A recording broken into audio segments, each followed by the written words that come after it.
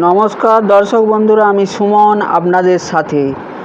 আজ সিডব্লিউসির অত্যন্ত গুরুত্বপূর্ণ বৈঠক সম্পন্ন হয়েছে। এই বৈঠকে কমান্ডার অশোক রাউতজি বেশ কয়েকটি বড় সিদ্ধান্ত নিয়েছেন। বন্ধুরা, এই বিষয়টি নিয়ে তিনি লক্ষ লক্ষ ইপিএস 95 পেনশনভোগীর দৃষ্টি আকর্ষণ করেছেন। বৈঠকে তিনি স্পষ্ট ভাষায় বলেছেন যে আগামী 1 মাসের মধ্যে যদি সরকার ন্যূনতম পেনশনের বিষয়ে কোনো শক্তিশালী এবং ইতিবাচক সিদ্ধান্ত না নেয় তাহলে আন্দোলন আরও জোরদার করা হবে, আর সেই আন্দোলন হবে চূড়ান্ত ও সিদ্ধান্তমূলক। তিনি আবেগপ্রবণ হয়ে বলেন, অপমান সহ্য করে বেঁচে থাকতে হচ্ছে। নিজের বাড়িতে নিজের সন্তানদের সামনে আজ আমাদের অপমানিত হতে হচ্ছে। এক সময় আমাদের আত্মসম্মান ছিল, মানুষ আমাদের নমস্কার করত, সালাম দিত, সম্মান করত। আজ আমাদের নিজের গলি, পাড়া আর নিজের বাড়িতেই সেই সম্মান পুরোপুরি হারিয়ে গেছে। আমাদের অবস্থা এখন সেই ঝাড়ুর মতো হয়েছে যে সারা বাড়ি পরিষ্কার করার পর দরজার পেছনে ফেলে রাখা হয়। ঠিক বলছি তো? আমাদের অবস্থা সেই কাপড়ের মতো হয়েছে, পুরো বাড়ি পরিষ্কার করা হলো, তারপর 4 বার ধুয়ে নিংড়ে শুকোতে দিয়ে রাখা হলো। এরপর যদি আরেকজন অতিথি আসে তখন বলে এই কাপড়টা এখানে ভালো লাগছে না। এটা কি ঠিক? আজ আমাদের দেশের এই ব্যবস্থায় আমাদের এমন অবস্থায় এনে দাঁড় করিয়েছে। এখানে কোন সরকার ক্ষমতায় আছে সেটা বড় কথা নয়, কোন রাজনৈতিক দলের সরকার আছে সেটাও আসল বিষয় নয়। আজ পর্যন্ত আমাদের অবস্থার তেমন কোনো উন্নতি হয়নি, কারণ সমস্যাটা ব্যবস্থার মধ্যেই রয়েছে। আর সেই ব্যবস্থাকে বদলানোর জন্যই আমরা পথে নেমেছি। আজ আমি আপনাদের একটা কথা স্পষ্ট করে বলতে চাই।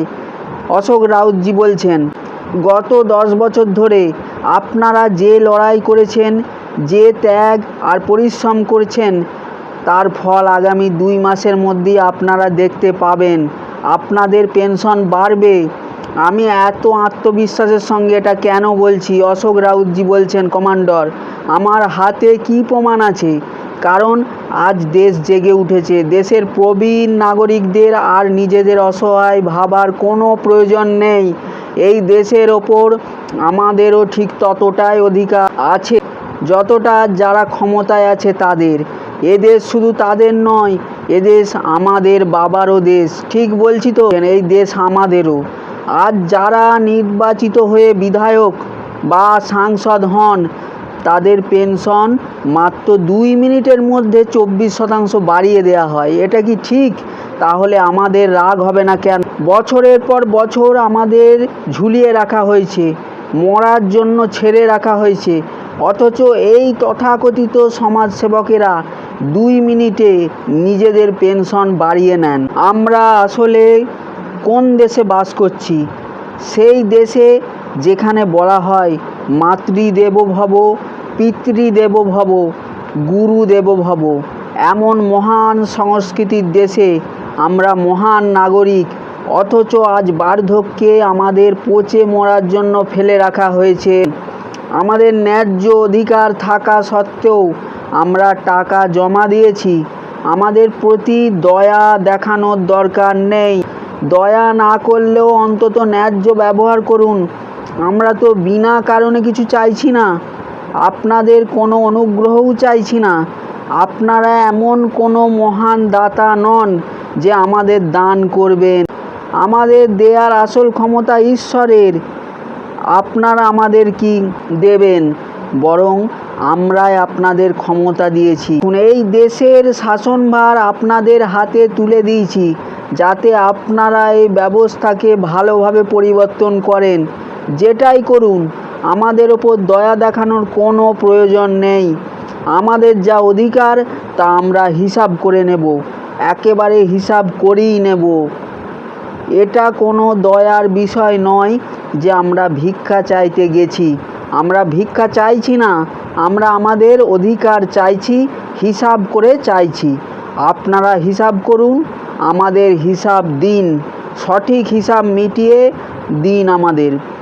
আপনাদের অনুগ্রহে আমরা এখানে পৌঁছাইনি। আমরা কষ্ট করেছি, কঠোর পরিশ্রম করেছি, সারা জীবন শ্রম দিয়েছি।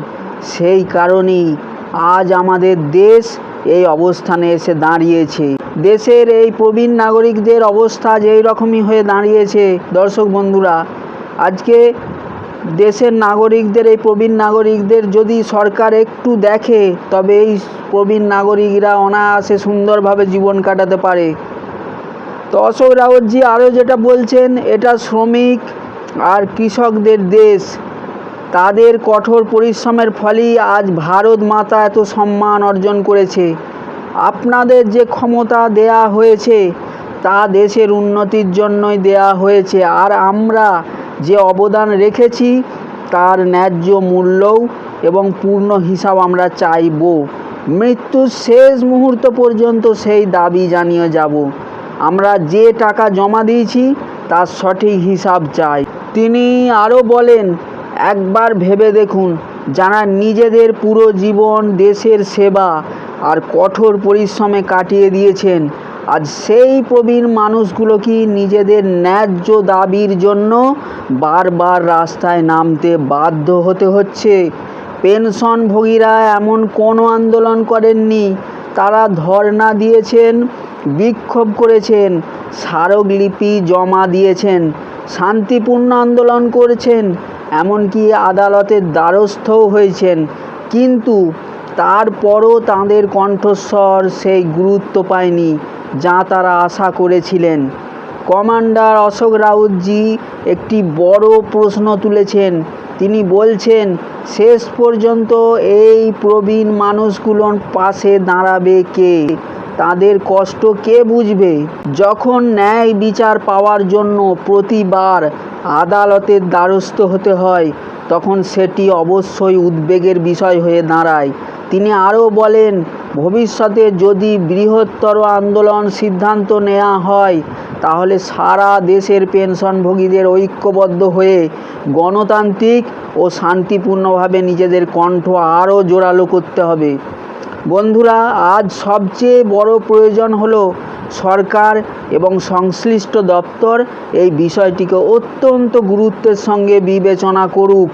আজ দেশের প্রতিটি নাগরিক একটি প্রশ্ন করছেন, আর কতদিন প্রবীণ পেনশনভোগীদের নিজেদের উপার্জিত অর্থের জন্য অপেক্ষা করতে হবে?